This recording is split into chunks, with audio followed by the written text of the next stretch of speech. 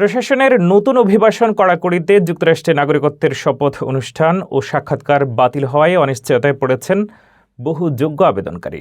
US citizenship and immigration services জানায়, তথাকথিত উচ্চ ঝুঁকিপূর্ণ দেশগুলোর ক্ষেত্রে কঠোর যাচাইয়ের অংশ হিসেবেই এই সিদ্ধান্ত।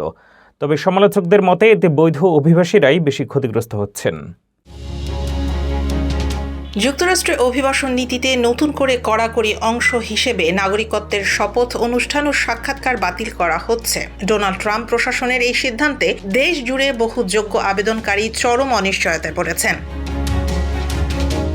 গ্রেস ছদ্মনামে পরিচিত এক অকনোলজিস্ট 10 বছরের বেশি সময় ধরে যুক্তরাষ্ট্রে বসবাস করছেন। উচ্চশিক্ষা সম্পূর্ণ করে মেডিকেল ট্রেনিং শেষ করার পর তিনি নাগরিকত্ব পরীক্ষায় উত্তীর্ণ হন। গত সেপ্টেম্বরে সাক্ষাৎকারে পাশ করলেও ডিসেম্বরে হঠাৎ অনলাইনে নোটিশ পান তার নাগরিকত্বের শপথ অনুষ্ঠান বাতিল। গ্রেস বলেন, মনে হয়েছিল পায়ের নিচের মাটি সরে যাচ্ছে।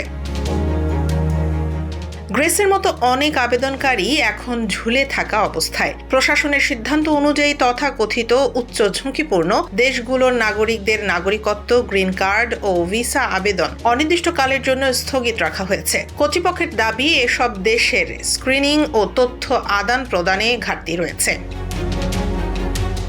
এই নীতির বাস্তবায়ন করছে US citizenship and immigration services. সংস্থাটি বলছে, জাতীয় নিরাপত্তা নিশ্চিত করতে কঠোর যাচাই বাছাই জরুরি। তবে অভিবাসন আইনজীবী ও অধিকার কর্মীরা একে বৈষম্যমূলক ও অযৌক্তিক বলছেন। আমেরিকান ইমিগ্রেশন লয়ার্স অ্যাসোসিয়েশনের মতে, যারা আগেই কঠোর যাচাই পেরিয়েছে তাদের আবার থামিয়ে দেয়া নীতিগতভাবে যুক্তিহীন। বিভিন্ন অঙ্গরাজ্যে আবেদনকারীরা জানিয়েছেন, অনুষ্ঠান শুরুর কয়েকদিন আগে বা এমনকি লাইনে দাঁড়িয়ে থাকতেই তাদের বের করে দেওয়া হয়েছে। বেশিরভাগ প্রভাবিত দেশ আফ্রিকা, এশিয়া ও মধ্যপ্রাচ্যে অবস্থিত। এই সিদ্ধান্তের বিরুদ্ধে একাধিক মামলা দায়ের হয়েছে। বোস্টনে অভিবাসন আইনজীবী জিম হ্যাকিং প্রায় 200 আবেদনকারীর পক্ষে ফেডারেল আদালতে মামলা করেছেন। তার ভাষায়, আইন মেনে চলা মানুষরা চাকরি, ড্রাইভিং লাইসেন্স সবকিছু হারাচ্ছেন। এদিকে সিএনএন এর সঙ্গে কথা বলা বহু আবেদনকারী বলছেন, তাদের জীবন কার্যত স্থবির হয়ে গেছে। অনেকে দেশ ছাড়তেও ভয় পাচ্ছেন।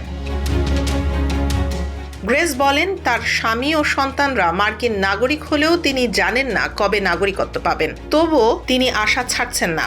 বিশ্বাস আর দায়িত্ববোধের ওপর ভর করেই তিনি অনিশ্চয়তার এই সময় পার করার চেষ্টা করছেন।